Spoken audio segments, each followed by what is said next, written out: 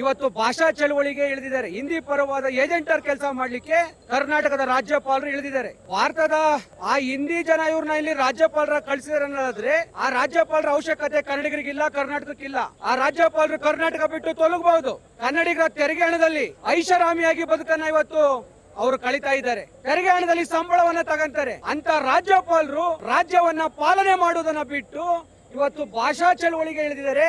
ಹಿಂದಿ ಪರವಾದಂತ ಏಜೆಂಟರ್ ಕೆಲಸ ಮಾಡ್ಲಿಕ್ಕೆ ಮುಂದಾಗಿದ್ದಾರೆ. ಅಂತ ರಾಜ್ಯಪಾಲರಿಗೆ ನಾವು ಹೇಳೋದಿಷ್ಟೇ, ನಿಮಗೇನಾದ್ರೂ ಕನ್ನಡಿಗರ ಪರವಾಗಿ, ಕನ್ನಡದ ಜನರ ಪರವಾಗಿ, ಕರ್ನಾಟಕದ ಪರ ಹಿತವನ್ನ ಕಾಯ್ಲಿಕ್ಕೆ ಆಗ್ಲಿಲ್ಲ ಅಂದ್ರೆ ಕರ್ನಾಟಕ ಬಿಟ್ಟು ತೊಲಗಿ ಸ್ವಾಮಿ. ನಿಮ್ಮ ಅವಶ್ಯಕತೆ ಇಲ್ಲ. ಇನ್ಯಾರೋ ಒಬ್ಬ ಬಂದು ಅಲ್ಲಿ ರಾಜ್ಯಪಾಲನ ಕೆಲಸ ಮಾಡ್ತಾನೆ.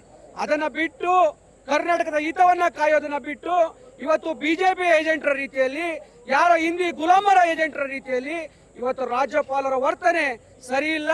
ಹಾಗಾಗಿ ಅವರ ಹೇಳಿಕೆಯನ್ನ ಹಿಂಪಡೆಯುವಂತ ಕೆಲಸವನ್ನ ರಾಜ್ಯಪಾಲರು ಈ ಕೂಡಲೇ ಮಾಡ್ಬೇಕು. ಒಂದು ವೇಳೆ ಮಾಡ್ಲಿಲ್ಲ ಅಂದ್ರೆ ಆ ರಾಜಭವನಕ್ಕೆ ಕರ್ನಾಟಕ ರಕ್ಷಣಾ ವೇದಿಕೆ ಮುತ್ತಿಗೆ ಹಾಕುವಂತ ಕೆಲಸವನ್ನ ಮಾಡ್ತೀವಿ, ನುಗ್ತೀವಿ.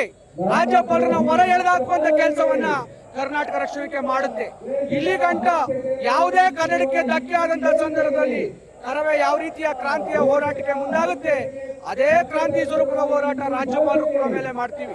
ಯಾಕೆಂದ್ರೆ ನಾವು ಕೇಸು ಜೈಲಿಗೆ ಎದುರುವಂತ ಜನ ಅಲ್ಲ. ಕನ್ನಡದ ಹಿತ ಬಹಳ ಮುಖ್ಯ.